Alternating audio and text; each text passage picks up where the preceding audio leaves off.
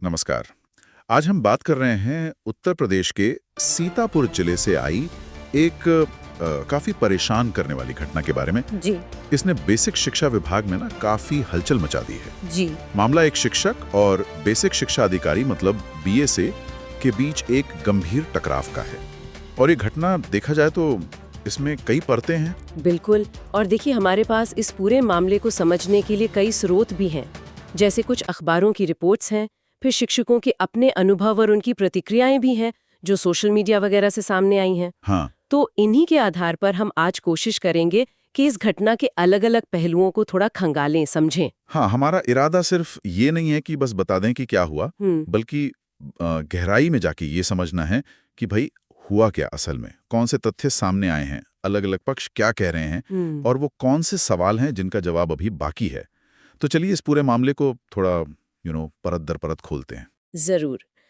शुरुआत करते हैं जो मुख्य घटना है उससे।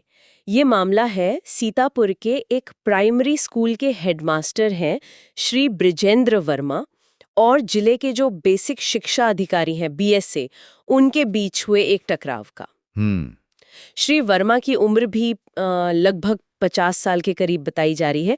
मतलब शिक्षा क्षेत्र में काफी लंबा अनुभव रहा होगा उनका। 50 साल तो अनुभवी शिक्षक हैं। और जैसा कि शुरुआती खबरें बता रही हैं, ये सिर्फ कोई कहासुनी नहीं थी, मामला काफी आगे बढ़ गया। जी हाँ, बात सिर्फ कहासुनी तक नहीं रुकी, स्थिति काफी गंभीर हो गई। श्री बृजेंद्र वर्मा को गिरफ्तार कर लिया गया है। गिरफ्तार कर लिया गया। जी हाँ, गिरफ्तारी हुई है। और बात यहीं खत्म नहीं हुई, उन पर आईपीसी की कई गंभीर धाराएं लगाई गई हैं। उनके तहत मुकदमा दर्ज हुआ है। गंभीर धाराएं मतलब? संभवतः इसमें सरकारी काम में बाधा डालना या अधिकारी पर हमला करने जैसी धाराएं हो सकती हैं। हालांकि एकदम सटीक विवरण अभी पूरी तरह सामने नहीं आया है। अच्छा, फिलहाल वो हैं कहाँ, उनकी स्थिति क्या है? फिलहाल श्री वर्मा न्यायिक हिरासत में है, मतलब जेल में है।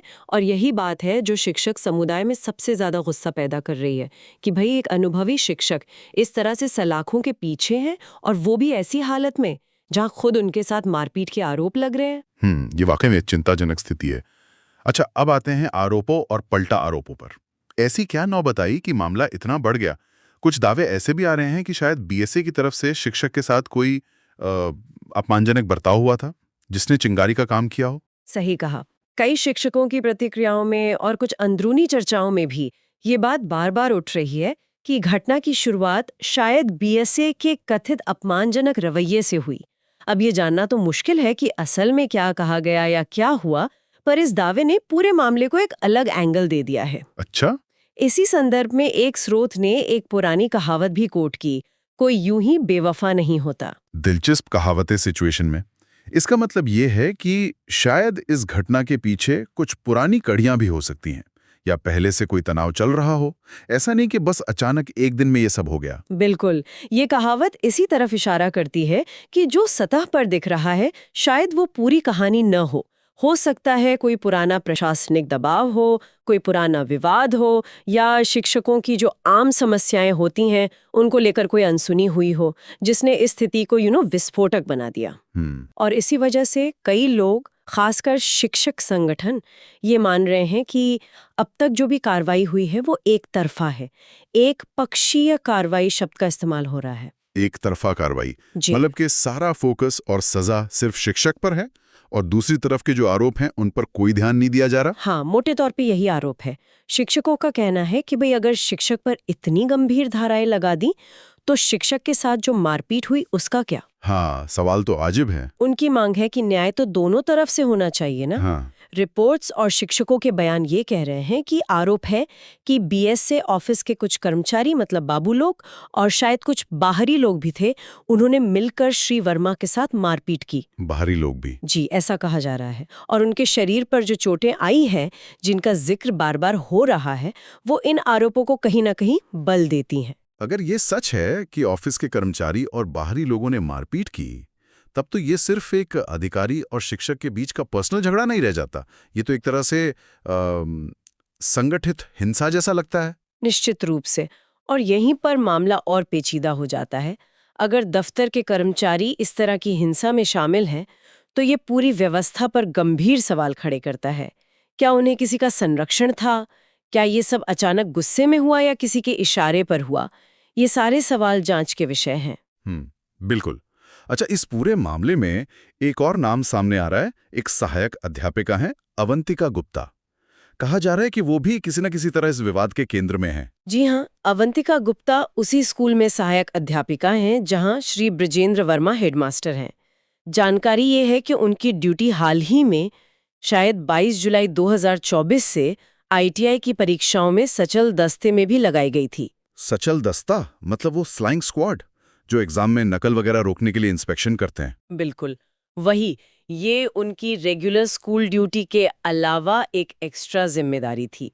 अब इस विवाद के बाद जो लेटेस्ट डेवलपमेंट है वो ये है कि BSA ने अवंतिका गुप्ता को सस्पेंड कर दिया है। उन्हें सस्पेंड कर दिया? जी। क्यों? क्या उनका इस झगड़े से कोई सीधा कनेक्शन बताया जा रहा है? देखिए, निलंबन का एकदम साफ कारण आधिकारिक तौर पर क्या बताया गया है ये पूरी तरह से क्लियर नहीं है, लेकिन सूत्र यही कह रहे हैं कि ये उसी विवाद से जुड़ा है।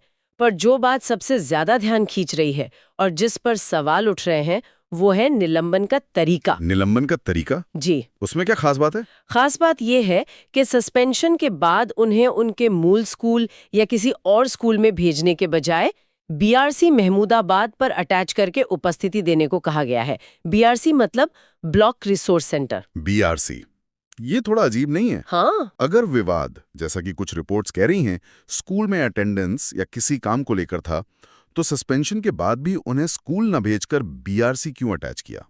इससे वो प्रॉब्लम कैसे सॉल्व हुई? एक स्रोत ने तो इस पर सवाल उठाया कि ये कैसी सजा है?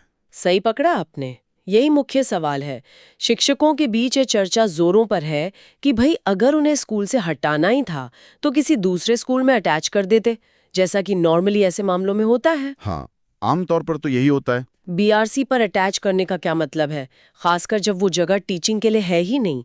क्या इसका मकसद उन्हें किसी तरह से अलग थलग करना है या किसी दबाव में लाना है? या शायद ऐसी जगह रखना जहां उनकी एक्टिविटीज लिमिटेड हों।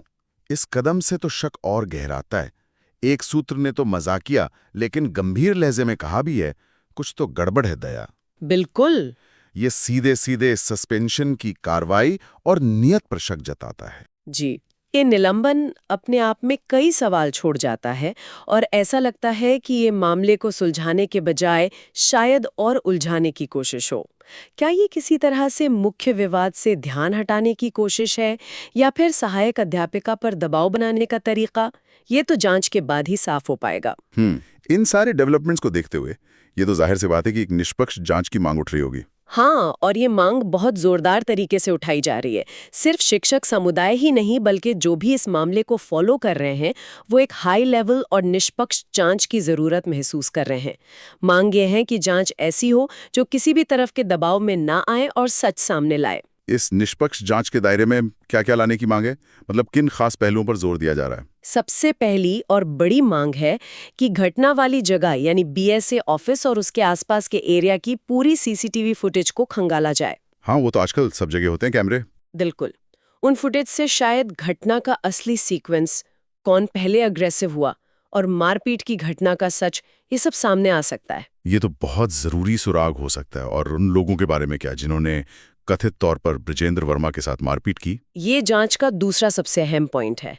मांग है कि फुटेज और बाकी सबूतों के आधार पर उन सभी लोगों की पहचान की जाए, चाहे वो ऑफिस के बाबू हों या कोई बाहरी व्यक्ति जिन्होंने शिक्षक पर हाथ उठाया।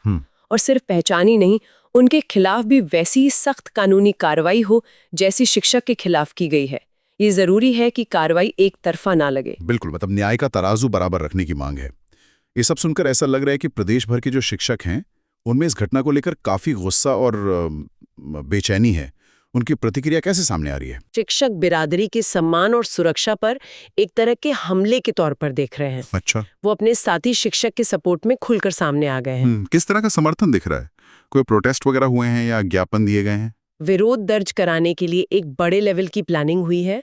जानकारी के मुताबिक आज रात 8 बजे से 9 बजे तक एक स्टेट वाइड X, जिसे पहले ट्विटर कहते थे, कैंपेन चलाने का कॉल दिया गया है। सोशल मीडिया कैंपेन ट्विटर पर? जी, ये आजकल अपनी बात पहुंचाने का एक बड़ा जरिया बन गया है। हाँ, या सरदार तरीका हो सकता है अपनी आवाज पहुंचाने का। इस कैंपेन की मुख्य मांगे क्या रखी गई हैं? इस एक्स अभियान की 3 क्लियर मांगे बताई जा रही हैं। पहली, शिक्षक गरिमा की रक्षा। ये एक बड़ी मांग है, मतलब शिक्षकों के साथ सम्मान से पेश आया जाए और ऐसी घटनाएं दोबारा न हो। दूसरी, मुकदमा वापसी, यानी शिक्षक बृजेंद्र वर्मा पर जो केस दर्ज किया गया है उसे फौरन वापस लिया जाए। उनका मानना है कि ये केस गलत और एक तरफा है। और तीसरी, हमलावरों पर कार्रवाई, मतलब शिक्षक पर हमला करने वाले ऑफिस के बाबुओं और दूसरे अज्ञात लोगों के खिलाफ भी एफआईआर दर्ज हो और कानूनी कार्रवाई की जाए। तो मतलब संक्षेप में कहें तो वे मामले में एक बैलेंस चाहते हैं, शिक्षक पर से आरोप हटे और जिन्होंने शिक्षक से मारपीट की उन पर एक्शन हो। ये टीचर्स कम्युनिटी की तरफ से एक बहुत साफ और मजबूत मैसेज है। एकदम सही। और सिर्फ मैसेज ही नहीं, एक अपील भी है। सभी शिक्षकों से कहा गया है कि इस कैंपेन में ज्यादा से ज्यादा हिस्सा लें और अपने साथी शिक्षक बृजेंद्र वर्मा का हर तरह से हर लेवल पर सपोर्ट करें। शिक्षकों के बीच ये फीलिंग बहुत स्ट्रांग है कि उनका एक सीनियर साथी, जो शायद सही होते हुए भी आज अकेला जेल में गंभीर इल्जाम झेल रहा है। और उनका इरादा क्या है? कब तक ये समर्थन जारी रखने का प्लान है? उनका कहना है कि जब तक बृजेंद्र वर्मा पर से केस वापस नहीं होता, पूरी घटना की निष्पक्ष जांच होकर मारपीट करने वाले दोषियों पर एक्शन नहीं होता, तब तक वो चुप नहीं बैठेंगे और उनका ये संघर्ष जारी रहेगा। एक स्रोत में तो यहाँ तक लिखा था कि अगर आज शिक्षक एकता नहीं दिखाई गई तो शर्म की बात होगी। अच्छा, ये उनके पक्के इरादे को दिखाता है। ये वाकई दिखाता है कि वैसे कितनी गंभीरता से ले रहे हैं। ये सिर्फ एक नौकरी करने वाले ग्रुप की प्रतिक्रिया नहीं लग रही, बल्कि एक समुदाय की अपने सदस्य के लिए और अपने सम्मान के लिए लड़ाई नजर आ रही है। बिल्कुल, ये दिखाता है कि शिक्षकों के बीच वो भाईचारा और अपने अधिकारों के लिए लड़ने की भावना अभी भी है, खासकर जब उन्हें लगता है कि सिस्टम उनके साथ नाइंसाफी कर रहा है। तो अगर हम आज की इस पूरी बातचीत को समेटें तो ये सीतापुर में एक हेडमास्टर और बीएसए के बीच शुरू हुआ एक विवाद है जो एक बहुत ही कॉम्प्लेक्स और गंभीर मोड़ ले चुका है। हाँ, इसमें कई परतें हैं। देखिए, अधिकारी पर कथित दुर्व्यवहार के आरोप है, फिर शिक्षक के साथ फिजिकल वायलेंस हुई है जिसके निशान की भी बात है, एक असिस्टेंट टीचर का सस्पेंशन है जिसका तरीका शक पैदा करता है। हाँ, वो सस्पेंशन वाला पॉइंट तो बहुत अजीब है। बिल्कुल, और इन सब के जवाब में पूरे प्रदेश के शिक्षक समुदाय की तरफ से एक तेज और ऑर्गेनाइज्ड रिएक्शन देखने को मिल रहा है। और जो मुख्य मांगे एकदम साफ उभर कर आई हैं वो है, सबसे पहले तो एक निष्पक्ष और हाई लेवल जांच जिसमें सीसीटीवी फुटेज की बारीकी से जांच हो। दूसरा, शिक्षक बृजेंद्र वर्मा पर से केस वापस लिया जाए। और तीसरा, शिक्षक के साथ मारपीट करने वाले लोगों की पहचान करके उन पर भी कानूनी कार्रवाई पक्की की जाए।